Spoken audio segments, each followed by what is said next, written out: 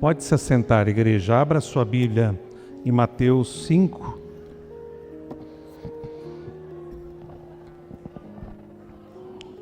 Mateus 5, nós vamos abrir a nossa Bíblia. Amém. Você que tem o celular agora, eu permito que você abra e depois eu peço para você desligar o teu celular em respeito ao que Deus vai falar aqui nesta noite. Mateus 5, se você quiser nesse momento abrir o celular, pode abrir. Depois você desligue por gentileza, para não atrapalhar ninguém aqui. Peço que você não saia, não converse, não vá beber água, fique sentadinho para que o Espírito Santo possa falar com você. Mateus 5, versículo 41. Mateus 5, versículo 41. Se alguém obrigar você a andar 1 milha, vá com ele 2. Dê a quem lhe pede e não volte as costas ao que lhe pedir emprestado. Vocês ouviram o que foi dito: ame o seu próximo e odeie o seu inimigo. Eu, porém, lhes digo: amem os seus inimigos e orem pelos que perseguem vocês, para demonstrarem que são filhos do Pai de vocês que está nos céus. Porque Ele faz o seu sol nascer sobre maus e bons, e vir chuvas sobre justos e injustos. Porque se vocês amam aqueles que os amam, que recompensa terão? Os publicanos não fazem o mesmo? E se saudarem somente os irmãos, o que é que estão fazendo demais? Os gentios também não fazem o mesmo? Portanto, sejam perfeitos como perfeito é o Pai de vocês, que está nos céus. Feche seus olhos, ó Senhor. Que texto maravilhoso, onde nós vamos falar sobre a segunda milha. Abre os ouvidos deste povo, mas o coração e o espírito, para que o seu Espírito Santo, o nosso querido e amado Espírito Santo, possa falar nos espíritos e nas almas desses que estão nos ouvindo, em nome de Jesus. Amém.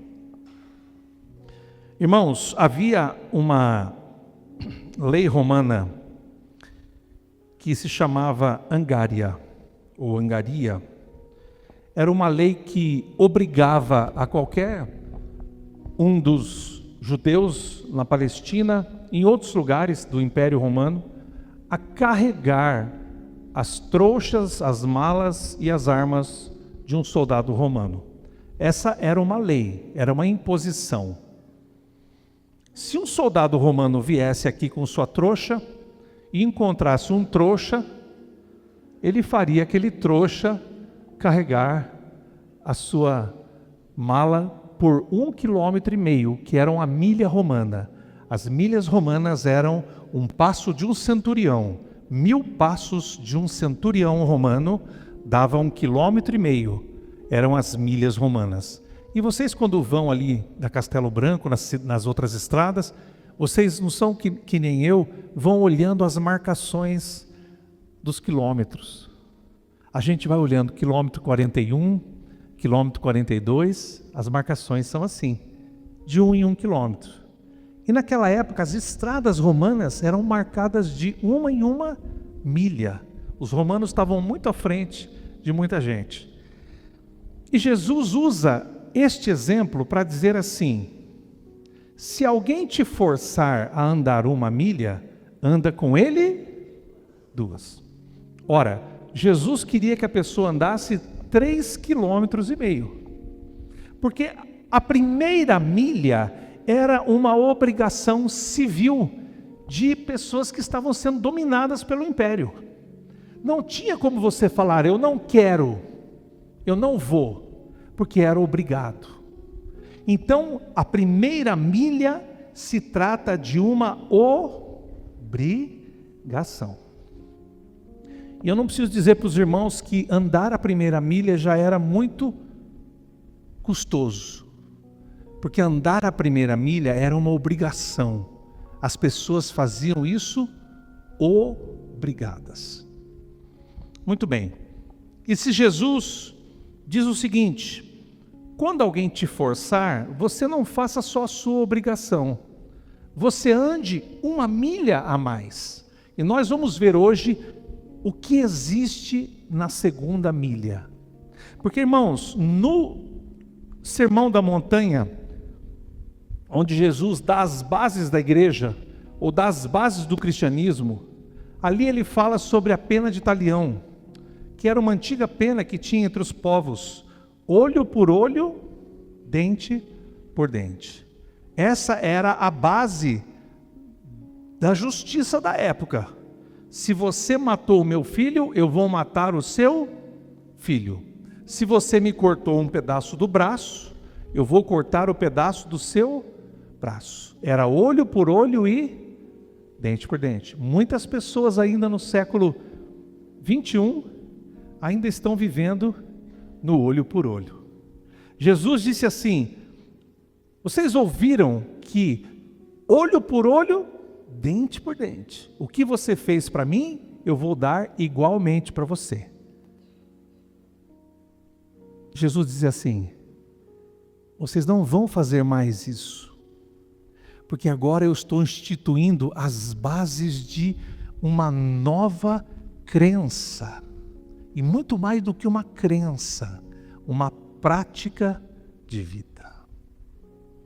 E é muito difícil, irmãos, caminhar a 2ª milha, porque a primeira milha, ela é de César, do imperador romano, mas a 2ª milha é do reino de Deus. Quando você faz a sua obrigação, você está no reino da terra, com as suas obrigações aqui na terra. Mas quando você faz a 2ª milha, você está na dimensão do reino de Deus. Preste atenção, igreja.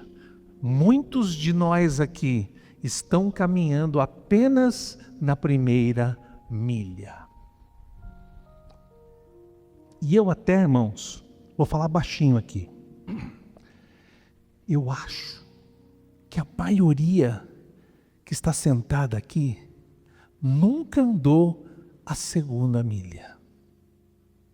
Porque a 2ª milha, ela requer uma profundidade espiritual que não se encontra na primeira milha. Muito bem. Se nós somos cristãos de verdade, nós não podemos viver na primeira milha. Nós temos que viver na 2ª milha. E o que isso significa? Quando você ama alguém que te ama, você está na primeira milha. Quando você ama o seu inimigo, você está na 2ª milha. Quando você abençoa alguém que te abençoa, você está andando na primeira milha. Mas quando você abençoa aquele que te amaldiçoa, você está na 2ª milha. Quando você ora por alguém que ora por você, você está na primeira milha. Mas quando você ora por alguém que difama você, alguém que quer destruir a sua vida, alguém que quer te roubar, alguém que quer o seu mal, alguém que quer puxar o seu tapete, você está na 2ª milha. Isso é muito difícil para nós, que somos crentes aqui do século 21, que às vezes estamos presos no materialismo, estamos presos assim, no toma lá da cá. O que é que você tem para oferecer para mim? Muito bem.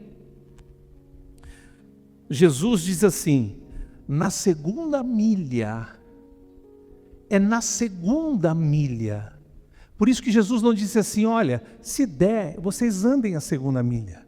Ele diz assim: se alguém te forçar a andar uma, ande a 2ª. É uma ordem. Ande a 2ª milha. Não é para você pensar se você deve andar a segunda milha. É para você andar a segunda milha. Mas isso é tão difícil para nós, irmãos. A segunda milha é o lugar da humilhação, é o lugar da opressão. A primeira milha é onde o império de Roma estava pisando na alma ali dos judeus.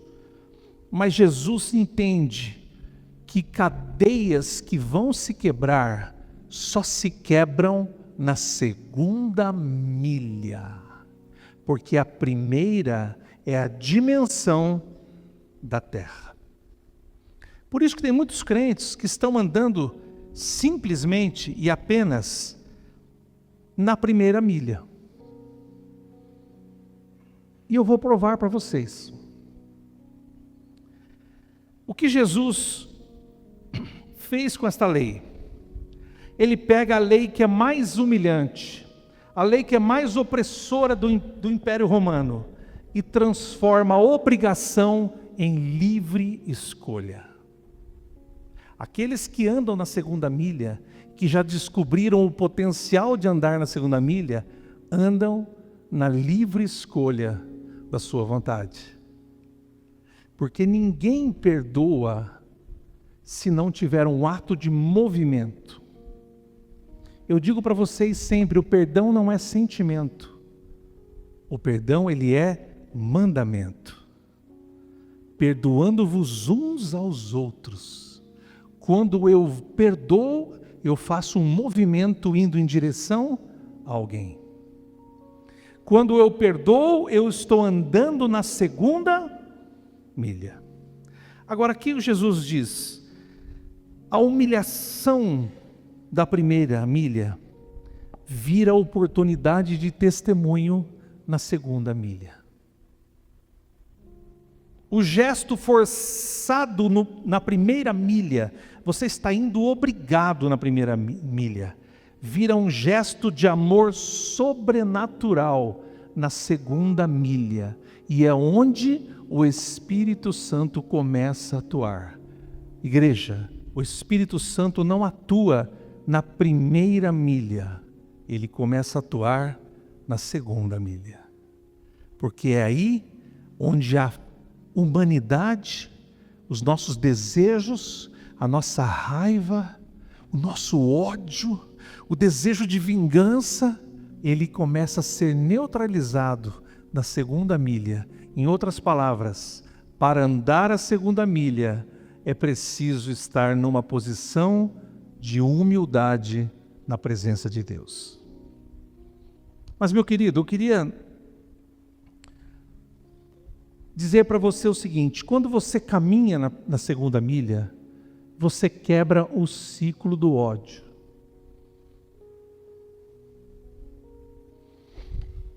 Vocês nunca viram briga de vizinho ou briga de família, que começa às vezes numa discussão e começa a escalar. E de repente, alguém vai e quebra um copo na cozinha. Aí, alguém vai e quebra um prato na cozinha. De repente, alguém vai e quebra o vidro da cristaleira. Aí alguém vai e quebra a televisão. E assim começa escalando uma briga. Quantas e quantas brigas entre casais, entre familiares, vizinhos e até amigos começam numa pequena palavra ou num gesto e terminam em morte, tragédia e violência. Vocês já viram aquelas cenas que acontecem lá naqueles noticiários?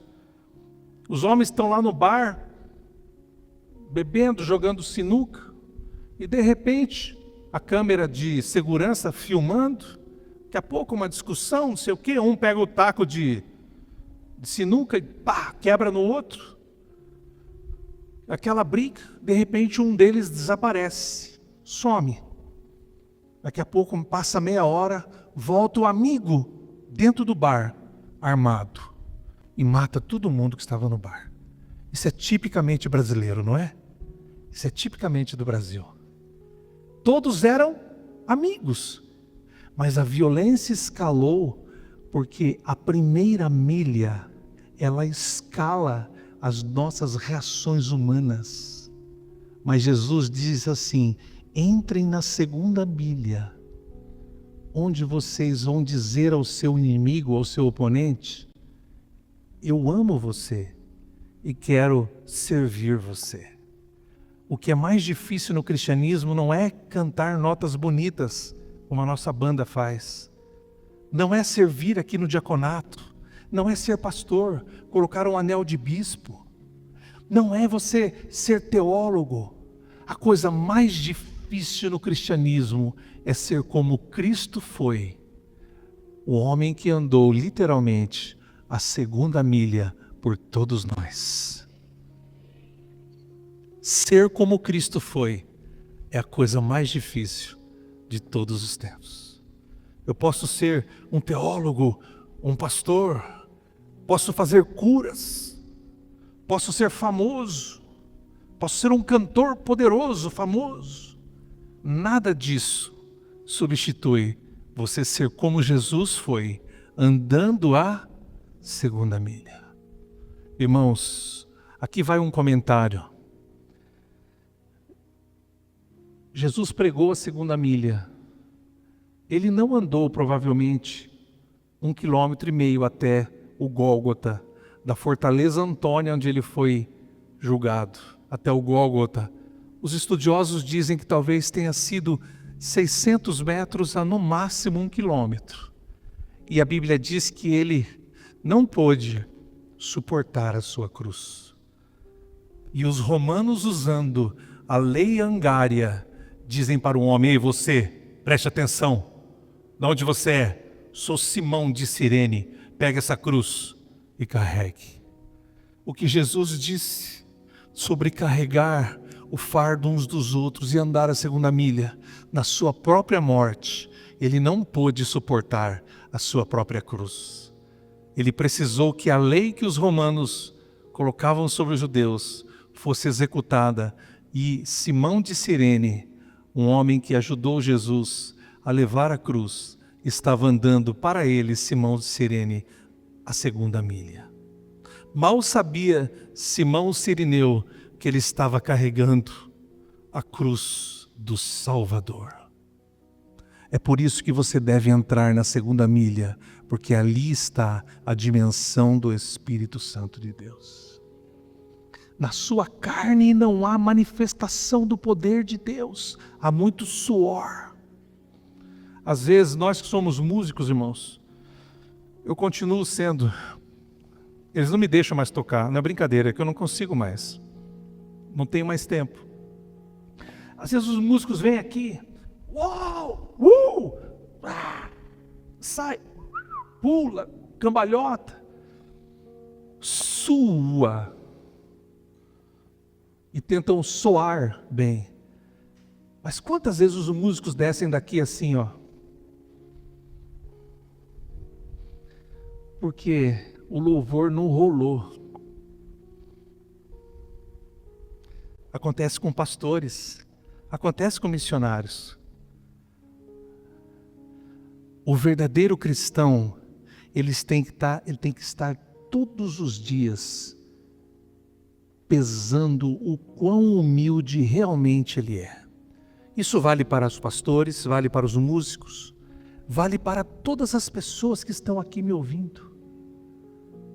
A segunda milha é o lugar da humildade. É onde eu sirvo e eu posso dar algo em troca, sem ninguém me dar nada em troca. A primeira mentalidade, Jesus apresenta 3 mentalidades. A primeira é dos pecadores ou dos publicanos. Os publicanos eram da Receita Federal. Eles eram traidores dos judeus. Mateus era publicano. Eles eram mal vistos e vistos como traidores. E Jesus explica 3 mentalidades neste final de texto.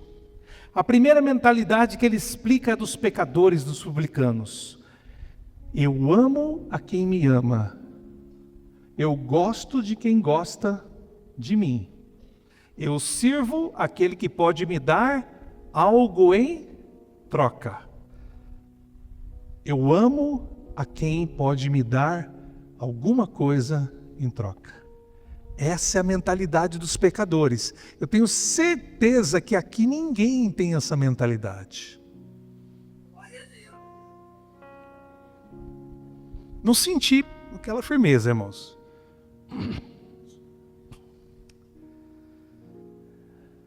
É a mentalidade dos parça. Vocês viram que o jogador de futebol rico tem parça. Por que o jogador de futebol pobre não tem parça? Sabe o que é parça? Você não sabe o que é parça, né, irmã? Não sabe? Sabe? Parça que o jogador de futebol fala é o parceiro. Você vê o iate do jogador, tá cheio de parça. Nossa, todo mundo ali. Tira o iate do jogador para você ver onde estão os parça. Muda de iate. A mentalidade dos pecadores é a mentalidade da troca. O que é que você pode me dar em troca da minha amizade? Gente que tem amizade por interesse, interesse próprio, interesse comercial, interesse ministerial.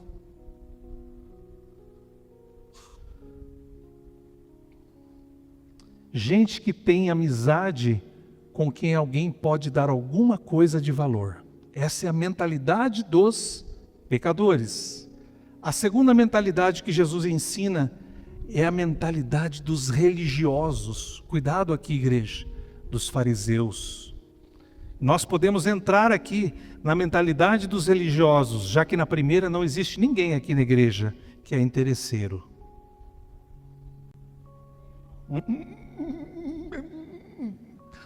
Né?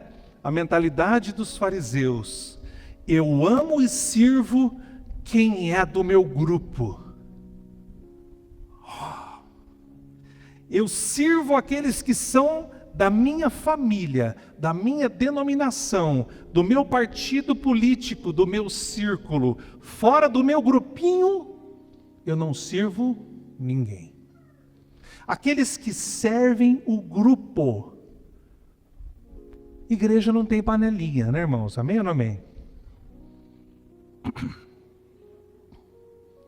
Estou perguntando para vocês, igreja não tem panelinha, tem? Hoje eu apertei vocês, não apertei? Vocês não esperavam por isso. Eu sirvo só quem é do meu grupo. Eu só sento perto de quem é do meu grupo.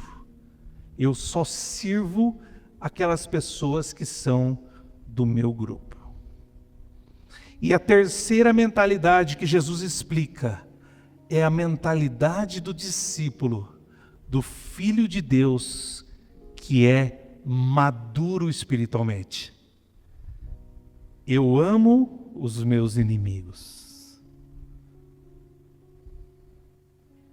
Vocês são maduros? Vocês não estão aqui nesse grupo? Então vamos lá. Eu amo os meus inimigos. Eu sirvo a quem me odeia. Está meia boca isso, né, irmãos? Eu sirvo a quem me persegue.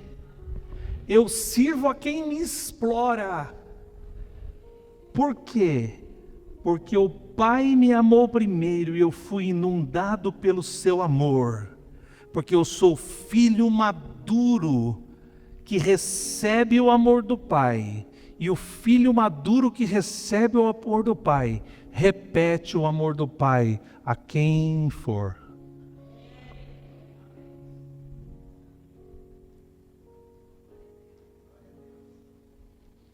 Você pode dizer para mim, isso é...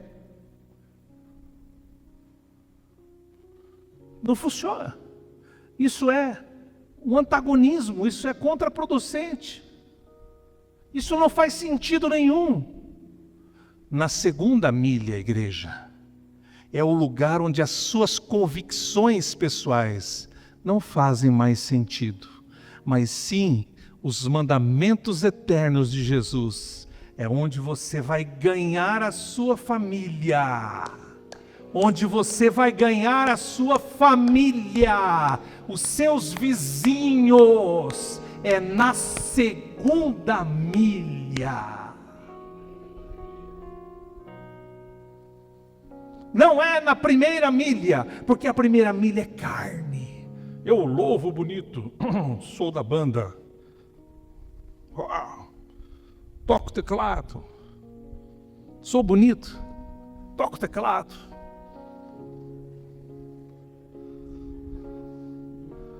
Eu sou o diácono, estou usando terno, gravata.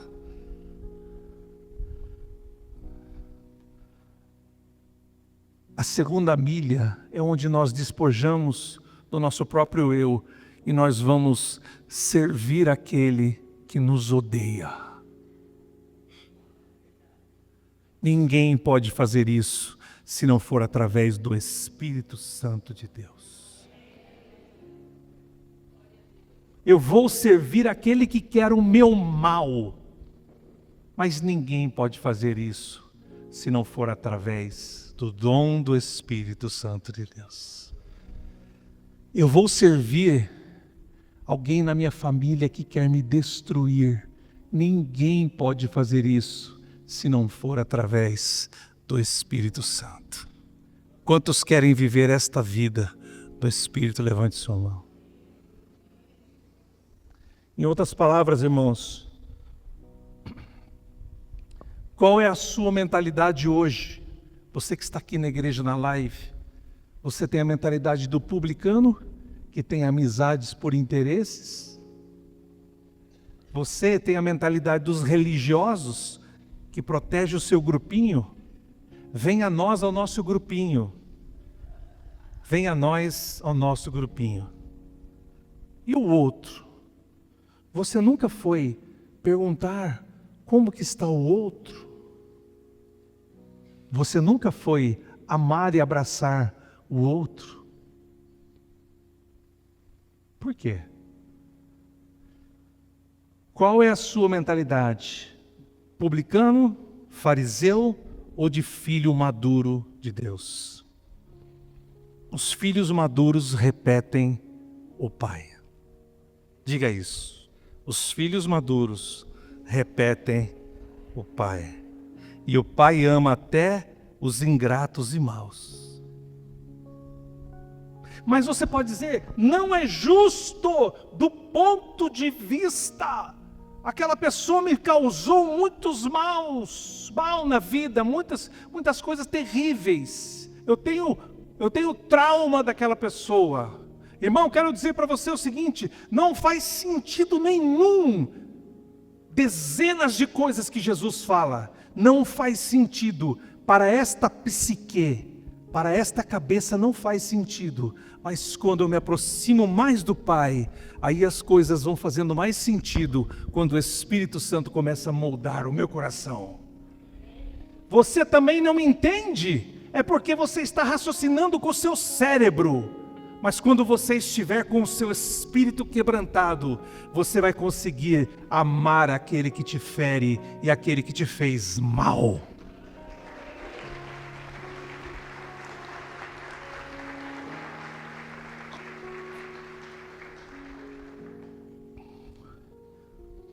Uma pessoa não pode pedir perdão para outra se ela estiver cheia de certezas. As certezas não deixam você pedir perdão.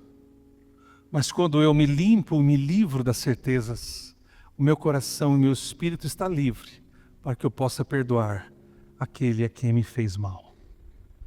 E em último lugar, o maior exemplo foi que quando pregaram o nosso mestre, pregaram, esticaram ele, levantaram ele na cruz, a primeira frase que ele disse, Pai, perdoa todos eles, porque eles não sabem o que fazem.